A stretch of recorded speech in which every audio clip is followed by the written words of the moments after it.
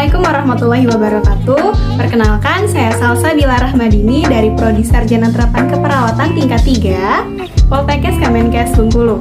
Pada kesempatan kali ini, saya akan memberikan edukasi ataupun menyampaikan bagaimana cara yang benar dalam memberikan terapi insulin.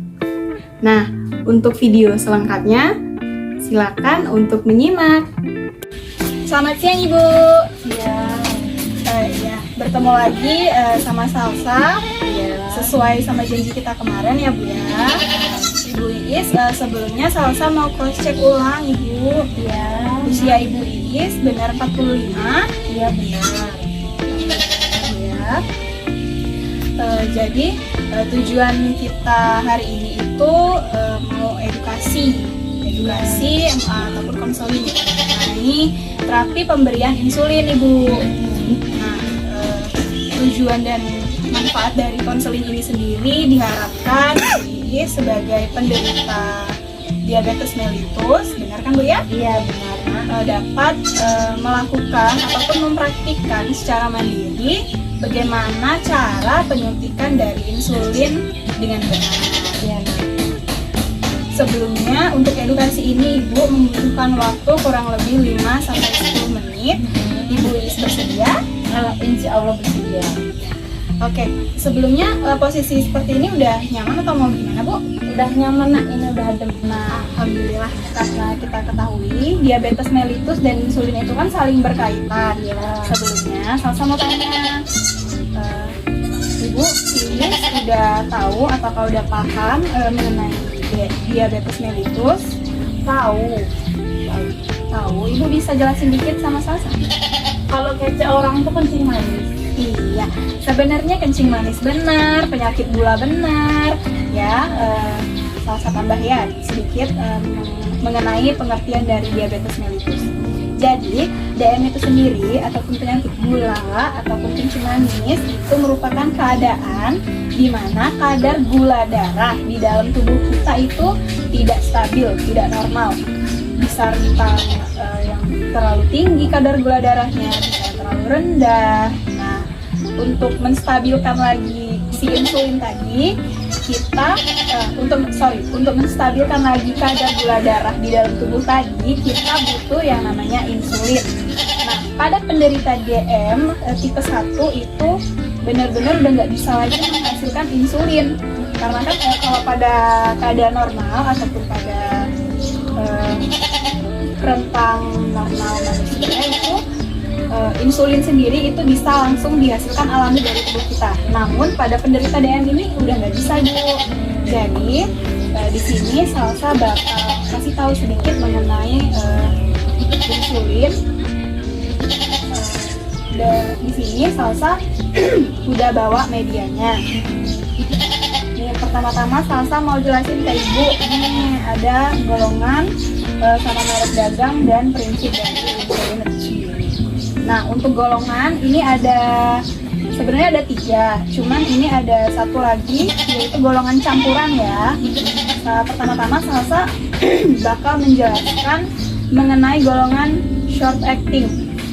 Insulin short acting biasanya kita ketemunya yang ini ya, seringnya itu dipakainya itu yang orange, Novorapid ya. Nah, jadi si short acting itu ataupun kerja cepat ini biasa disuntikan pada pasien itu kurang lebih 15-30 menit sebelum makan.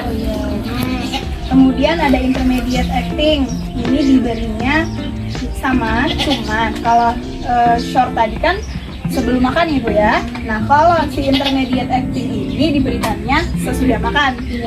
Nah, biasanya sih ada lantus ya kalau dipakainya. Kemudian long acting itu ada Levemir.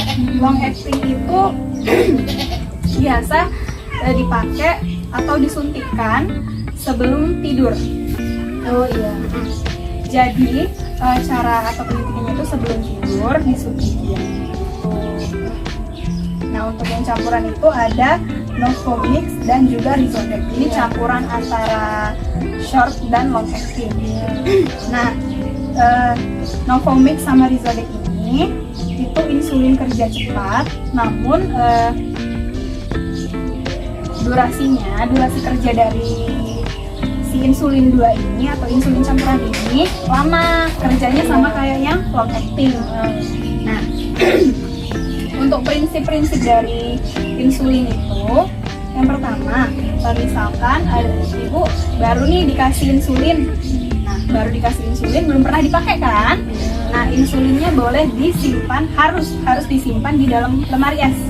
Tapi jangan yang di freezer ya ibu, harus di bagian bawah dari freezer. Nah, di situ simpennya. Sedangkan kalau insulin yang pernah dipakai itu cukup disimpan di suhu ruang.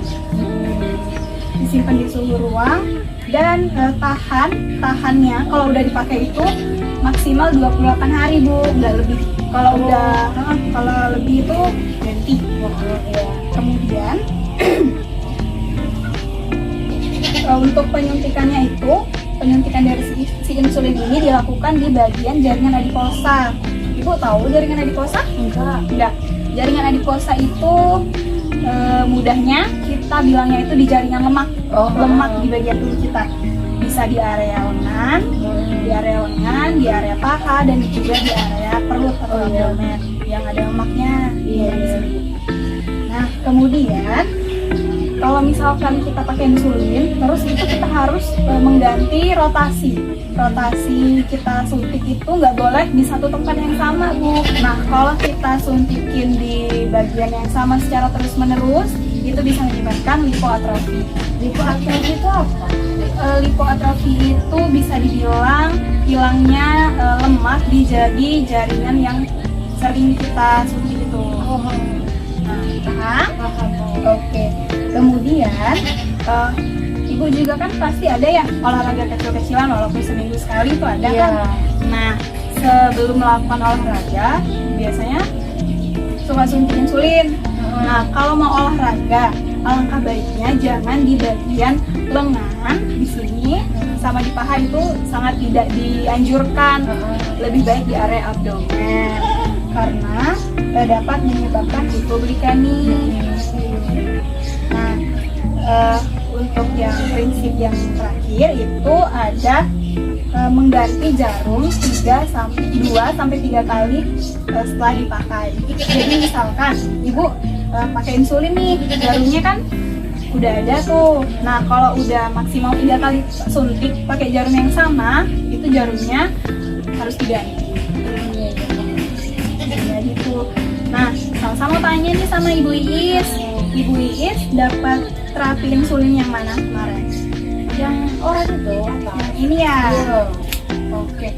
Salsa mau kasih tahu, sebelumnya Ibu Iis pernah dapat terapi dari insulin yang ini? Pernah waktu rumah sakit? Pernah. Ibu Iis tahu cara pakainya gimana? Tidak. Nggak tahu? Enggak. Jadi Salsa mau kasih tahu sedikit nih ke Ibu cara pakainya yang benar gimana.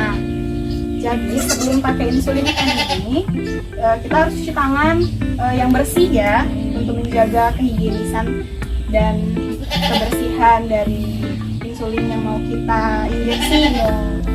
Nah, sebelum menginjeksi insulin, untuk injeksi insulin secara mandiri gitu Ibu, harus dianjurkan itu di bagian abdomen. Jaraknya 3 jari di atas pusar, di sekitar pusar ya, diinjeksikannya.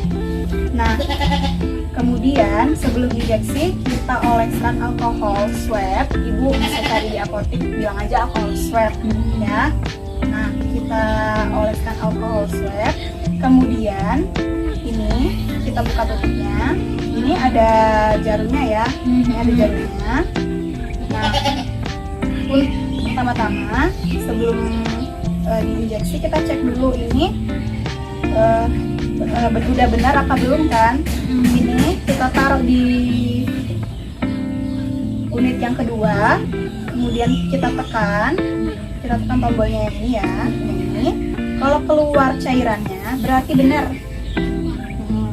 Itu salah satu cara untuk pengecekannya, misalkan ganti jarum ya, untuk mengecek benar atau enggaknya. Nah, kemudian posisi dari injeksi insulin itu sendiri harus tegak lurus. Nggak boleh gini, nggak boleh Bu. Nah, jadi Salsa peragain dulu ya. Posisi tangan gini, yang pada begini, jempolnya di sebelah sini, yang ini ya. Jadi kita arahin ke area abdomen tadi kan, ini pusar, ini di atas pusar di sini.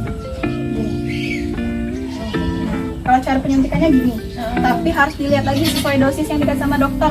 Misalkan ibu dapat 10 ataupun 8 unit, nah ini kan ada angka ya Bu ya. Nah ini kita setel dulu sampai di angka 8 sesuai dosis ya. Kalau udah, kita injeksi, kita gini kan, ini posisinya ya. Kita tekan sampai bunyi klik, berarti itu udah masuk. Kita tunggu maksimal 10 detik baru cabut. Paham? Oke.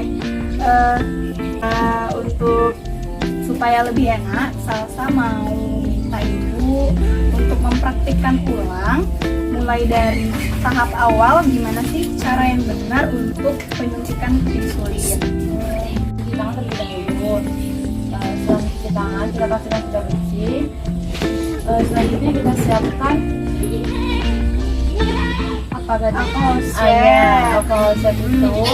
Nah setelah kita siapkan alkohol set, kita atur unitnya.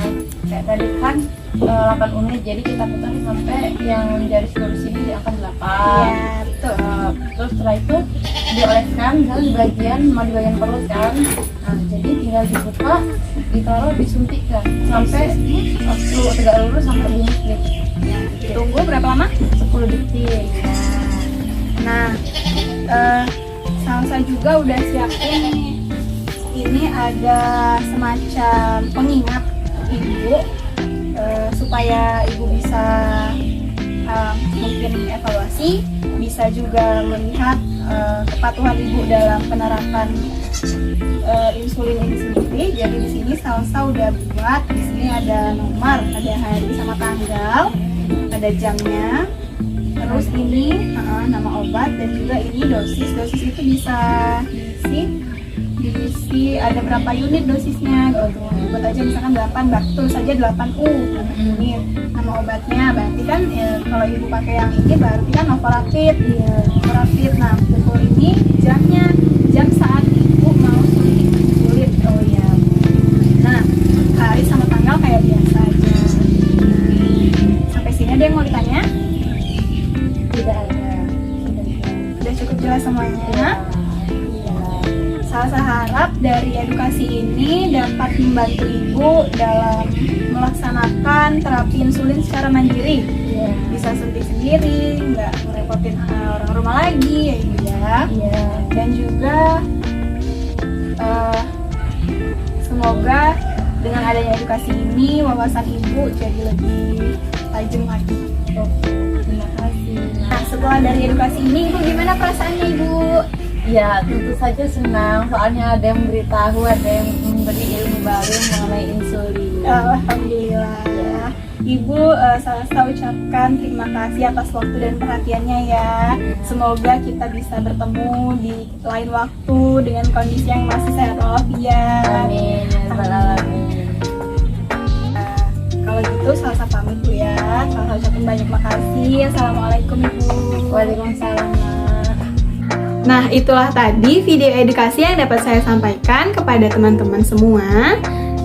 Semoga apa yang saya sampaikan ini dapat bermanfaat untuk penonton dan juga untuk kita semua.